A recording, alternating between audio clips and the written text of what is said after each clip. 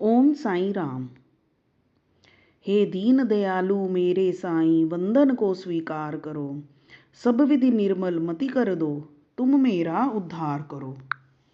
आइए अब श्री गोविंदराव रघुनाथ दाभोलकर हेमाड पंत द्वारा रचित श्री साईं बाबा के अद्भुत जीवन और उनके अमूल्य उपदेशों पर आधारित मराठी भाषा के ग्रंथ श्री साईं सच्चरित्र का हिंदी अनुवाद सुनते हैं। अध्याय 12। विषय काका महाजनी, धुमाल वकील, श्रीमती निमोड़कर, नासिक के मूल्य शास्त्री, एक डॉक्टर द्वारा बाबा की लीलाओं का अनुभव। इस अध्याय में बाबा किस प्रकार भक्तों से भेंट करते और कैसा बर्ताव करते थे, इसका वर्णन किया गया है। संतों का कार्य। हम देख चुके हैं कि ईश्वरीय अवतार का ध्येय साधुजनों का परित्राण और दुष्टों का संहार करना है, परंतु संतों का कार्य तो सर्वथा भिन्न ही है। संतों के लिए साधु और दुष्ट प्राय एक समान ही हैं। यथार्थ में उन्हें दुष्कर्म करने वालों की प्रथम चिंता होती है और वे उन्हें उचित पथ पर लगा देते हैं। वे भवसागर के कष्टों को सोखने के लिए अगस्त्य के सदृश हैं और अज्ञान और तथा अंधकार का नाश करने के लिए सूर्य के समान हैं। संतों के हृदय में भगवान वासुदेव निवास करते हैं, वे उनसे पृथक नहीं हैं। श्री साईं भी उसी कोटि में हैं, जो कि भक्तों के कल्याण के निमित्त ही अवतीर्ण हुए थे। वे ज्ञान ज्योति स्वरूप थे और उनकी दिव्य प्रभा अपूर्व थी। उन्हें समस्त प्राणियों से समान प्रेम था। वे निष्काम तथा नित्य मुक्त थे। उनकी दृष्टि में शत्रु, मित्र, राजा और भिक्षुक सब एक समान थे। पाठकों, अब कृपया उनका यश श्रवण करें।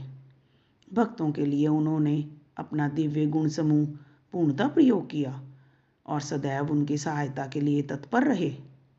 उनकी इच्छा के बिना कोई भक्त उनके पास पहुंच ही न सकता था।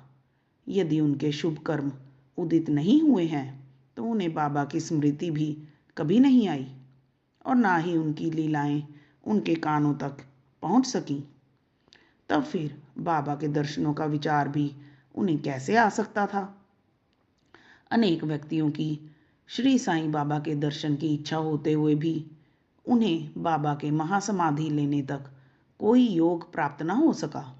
अतः ऐसे व्यक्ति जो दर्शन लाभ से वंचित रहे हैं, यदि वे श्रद्धापूर्वक साईं लीलाओं का श्रवण करेंगे तो उनकी साईं दर्शन की इच्छा बहुत कुछ सीमा तक तृप्त हो जाएगी। भाग्यवश यदि किसी को किसी प्रकार बाबा के दर्शन हो भी गए तो वह वहाँ अधिक ठहर न सका। इच्छा होते हुए भी केवल बाबा की आज्ञा तक ही वहाँ रुकना संभव था और आज्ञा होते ही स्थान छोड़ देना आवश्यक हो जाता था। अतः यह सब उनकी शुभ इच्छा पर ही अवलंबित था। आइए अब सुनते हैं काका महाजनी की कथा। एक समय काका महाजनी बंबई से शिरडी पहुंचे। उनका विचार एक सप्ताह ठहरने और गोकुल अष्टमी उत्सव में सम्मिलित होने का था। दर्शन करने के बाद बाबा ने उनसे पूछा, तुम कब वापस जाओगे? उन्हें बाबा के इस प्रश्न पर आश्चर्य सा हुआ।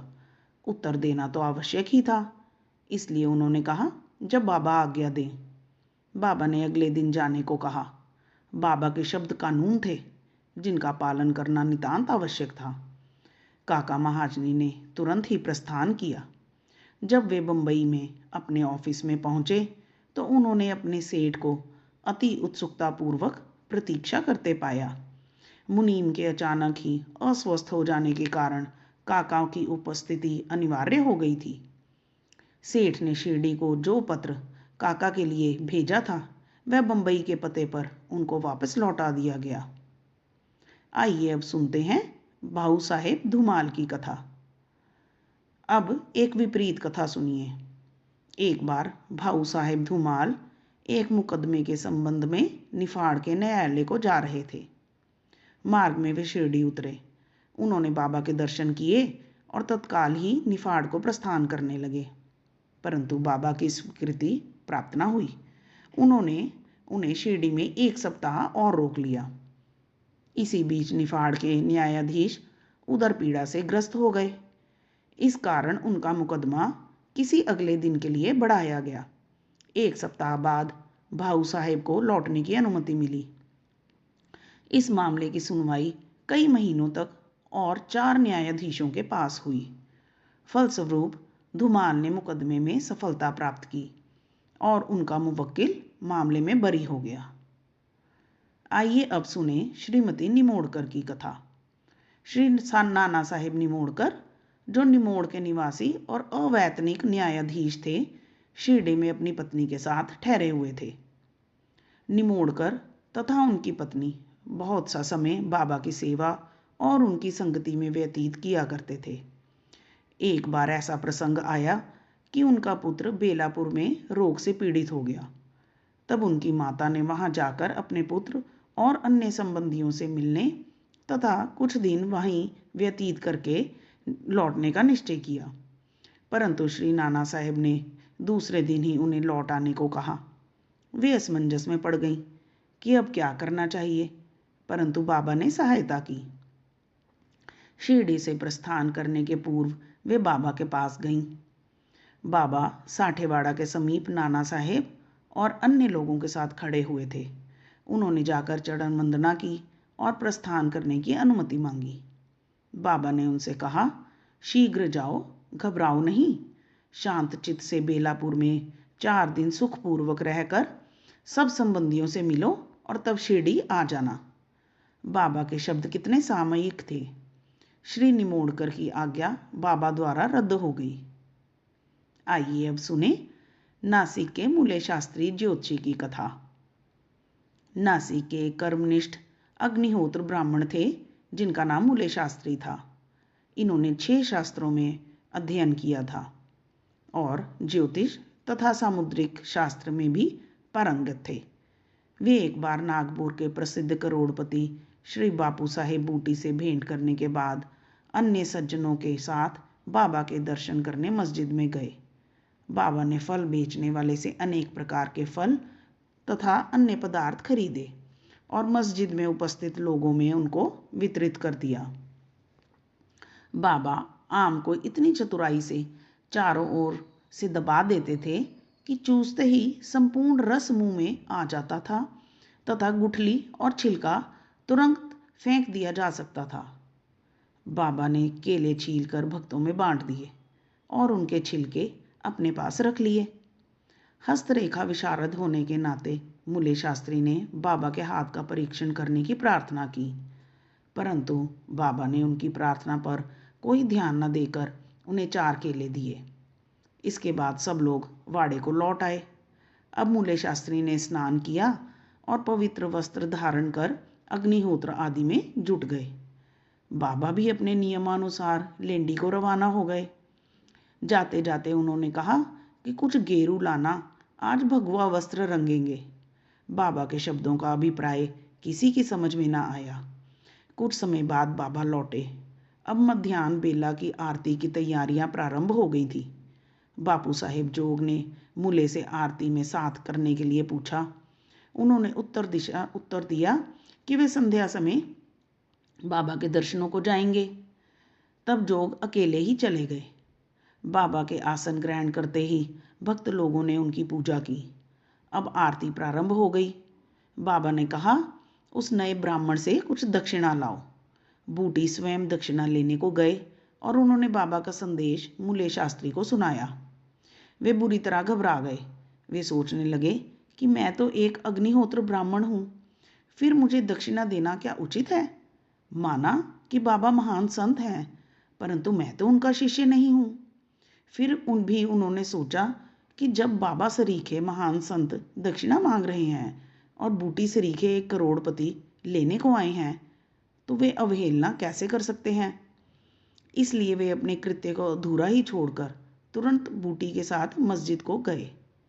वे अपने को शुद्र और पवित्र तथा मस्जिद को अपवित्र जानकर कुछ अंतर से खड़े हो गए और दूर से ही हाथ जोड़कर उन्होंने बाबा के ऊपर पुष्प फेंके।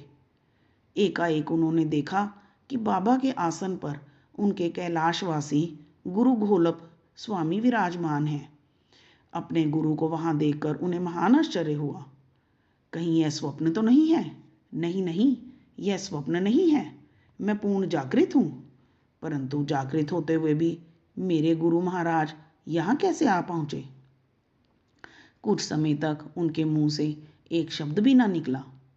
उन्होंने अपने को चिकोटी काट ली और पुनः विचार किया, परंतु वे निर्णय ना कर सके कि कैलाशवासी गुरु घोलप स्वामी मस्जिद में कैसे आ पहुँचे।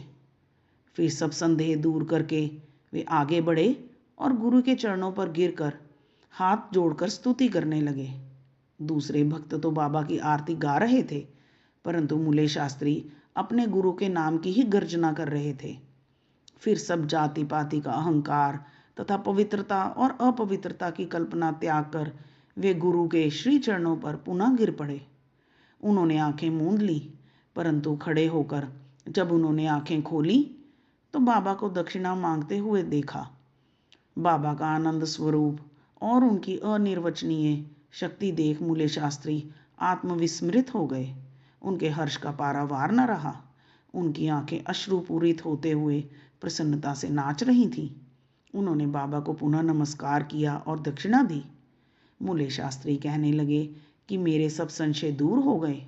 आज मुझे अपने गुरु के दर्शन हुए।